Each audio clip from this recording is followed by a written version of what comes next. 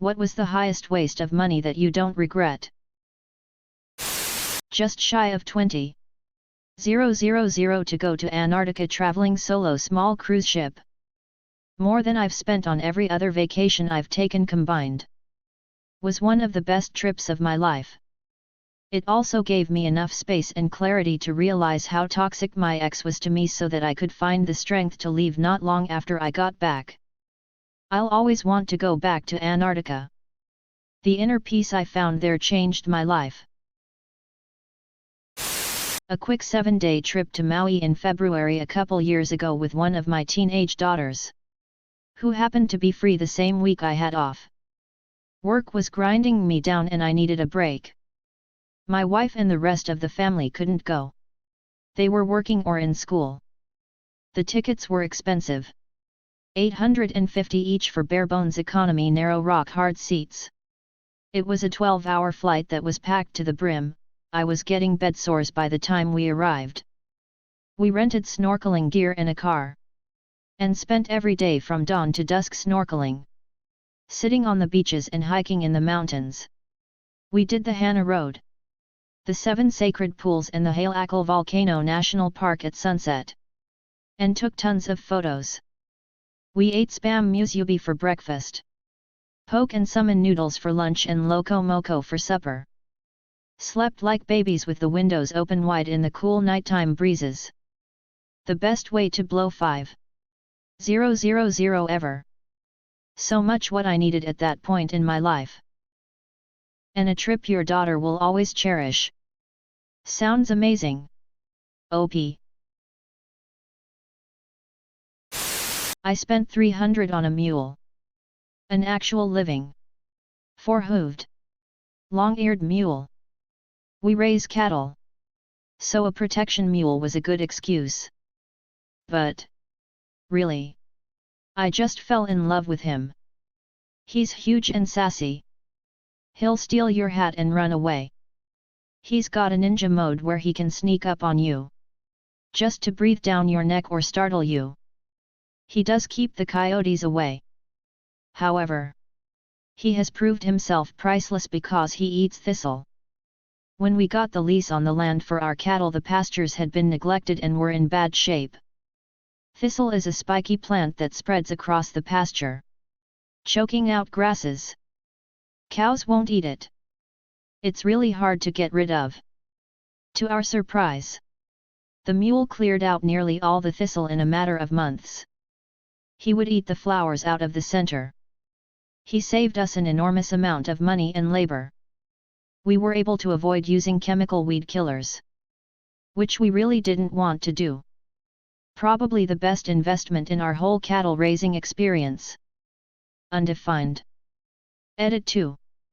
Mule tax. I love this one. Thistle is a real mother-peeper. My litter robot. Yes. I spent $600 on a cat speepter. But my house never smells. I don't have to scoop litter. And I only have to empty the drawer once a week. Definitely worth it to me. We just got one this year. I have 4 cats. 1 leg and a bad back. So bending over to scoop is not comfortable. I love that litter box. I spent too much money on a big treadmill for a very small apartment. But I've ran 15 to 25 kilometers on it every week for the past several years and it's been incredibly helpful both physically and mentally. Your downstairs neighbor's mental health is swiftly deteriorating. He should buy a treadmill. I've heard they're great. Artwork. Can I always afford it? No. But my walls are full of original, 90% local art. They make me happy to look at. I'm sure I made the artist happy too. Board games. They are expensive, but they bring much joy. $800 for a front seat helicopter tour of Kauai for me and my wife. Totally worth it. I did the same. But on the Big Island. Worth every penny. I'll never forget it. GE Opal Nugget Ice Maker. Dang thing cost more than my car payment, but man oh man. I love Nugget Ice and I use it the heck out of it every day. I can't believe I'm going to spend beeping 500 on an ice machine because of this post. How could you? Read the reviews first. Looks like the original Opal and the V1 GE have terrible problems. There's a 2.0 version. My couch. I moved out of my mom's house last year 2019, so no COVID, and I always wanted a good couch. I tested so much. I went to so many furniture stores. Looked at so many different models. And then choose mine. It's actually from IKEA. 3 seats and long enough to let someone sleep on it. In a grey, but I saw they were also having a black cover, so I am thinking about getting that one. Extremely comfortable. I wanted a couch where you could chill out and love how fluffy it is without losing the ability to sit on it. In some couches you are not able to lean on the back and still have a straight back. You can sit on the backboard and the armrests. They are flat, so you can also put a cup of tea on them. It's also not too low, so you don't feel like sitting on the ground, which I do strangely often compared to my love for this couch, but you can let yourself fall onto that damn thing. It also looks easy and simple. So I don't want the suggestion of someone who tried a lot of couches and happens to be me, then buy the Vimmel couch from IKEA. Undefined. Spending hundreds of euros on broken musical instruments because they were pretty. I have since bought spare parts and started repairing them. I found my destiny. What do you plan to do with them? Some of them I will sell. Some I will keep. Currently I own 4 reed organs. 2 electronic organs. An Indian harmonium and a sitar. And these are only the ones that needed repair. Currently I plan to keep one of the reed organs. The sitar and the Indian harmonium, because I love to play those the most and they're hard to get for a reasonable price. Since reed organs are dying out and don't get much love anymore, I took it upon myself to save as many as possible and give them into good hands, where they are actually appreciated. And the repair process is just so much fun. Not so sure about the electronic organ. I don't know what's wrong with it. And I have too much stuff on my hands to figure it out. I will try a few things. If they don't work, I might just throw it out. Electronic organs are incredibly common and I can easily get another one for free if I ask the right people. I went to a Renaissance fair with my husband and some friends. It was his first time. And he's a pretty introverted person. So while he has fun watching everyone else dress up and act all goofy and old-timey, he doesn't really participate. When we went to buy our first beer, the wench tried to sell him on one of those big mugs that looks like it's carved out of wood, but it's just plastic. It cost 100. Yes. You get free refills. But we were not planning on drinking 100 worth of beer that day. I could tell by the look on his face that he wanted it. He looked like a little kid at Disney World. Without thinking, I whipped out my credit card and dropped 100 on a speepty plastic mug. All day, he walked around proudly with his mug. He even took some big gulps and cheered huzzah once or twice.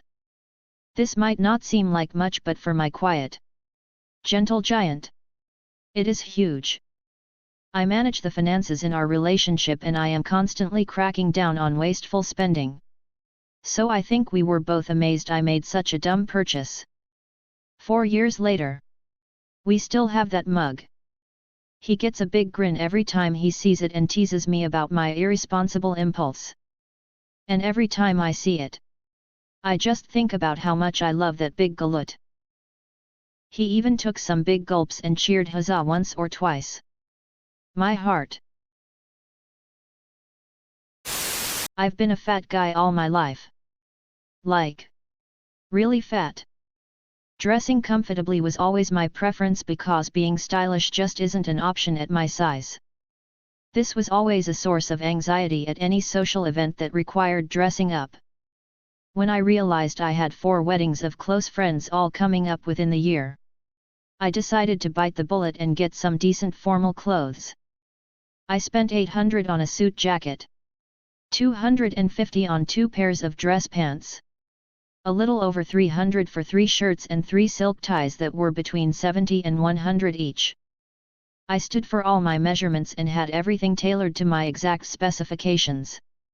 Did a fitting and had a second round of alterations on the pants so they actually looked decent, even though I wore them under my gut.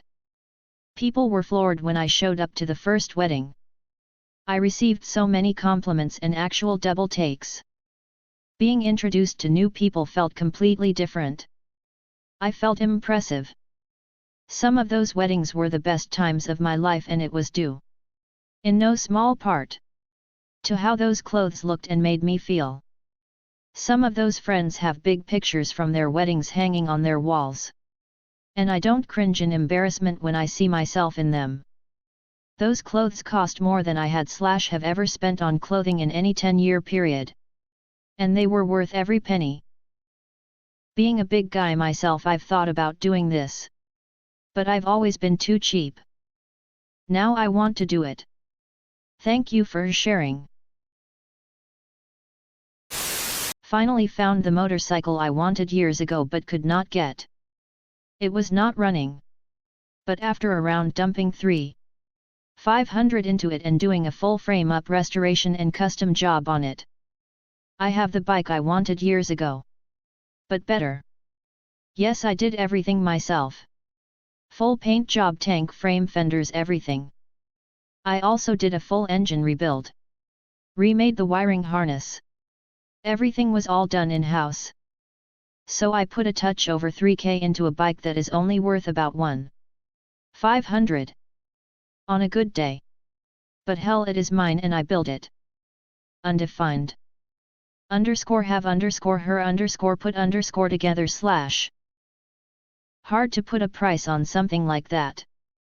I've put thousands into cars I drive around. 100% all my own work.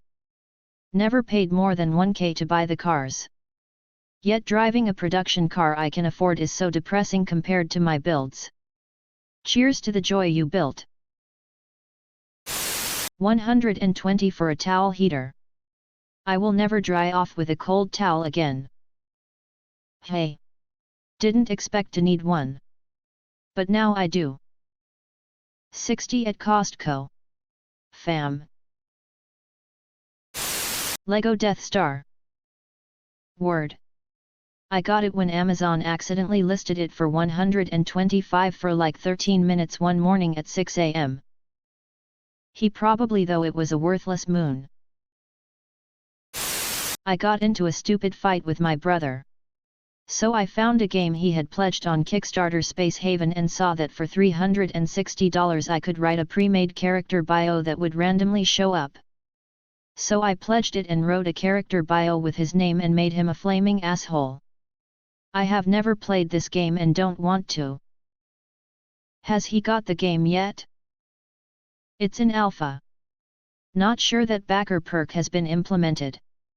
I do have to say though, being drunk, angry and having access to a credit card has been how the majority of my poor decisions stories start.